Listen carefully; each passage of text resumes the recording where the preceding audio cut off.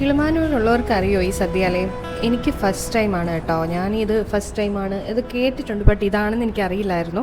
അങ്ങനെ first time അവിടെ പോയിരുന്ന് ഞാൻ ഒരു ഊണ് കഴിക്കാൻ, ഊണെന്ന് പറയണോ സദ്യ എന്ന് പറയണോ, ഓക്കെ ഊണ് കഴിക്കാൻ, അത്യാവശ്യം നമുക്ക് ഒരു ഉച്ചയ്ക്ക് കഴിക്കാൻ പറ്റുന്ന അത്യാവശ്യം കറികളുള്ള ഒരു നല്ല ഊണായിരുന്നു. ഹോംലി ഫീലായിരുന്നു. അതുപോലെ ടേസ്റ്റ്, അതുപോലെ ഒരു വിൻറ്റേജ് സ്റ്റൈൽ അല്ലെങ്കിൽ ഭയങ്കര ഒരു പണ്ടത്തെ ഒരു രീതിയിലുള്ള കെട്ടിടം, ആ ഒരു രീതിയിൽ അവർ സെർവ് ചെയ്യുന്നതൊക്കെ വിത്ത് ഫിഷ് ഫ്രൈ കൊള്ളാം, നല്ല ടേസ്റ്റായിരുന്നു. സാമ്പാർ നല്ല ടേസ്റ്റായിരുന്നു. എൻ്റെ ഇല കാണുമ്പോൾ തന്നെ നിങ്ങൾക്ക് മനസ്സിലാവും. ഞാനും വാപ്പച്ചി ഇക്കായും കൂടെയാണ് പോയത്.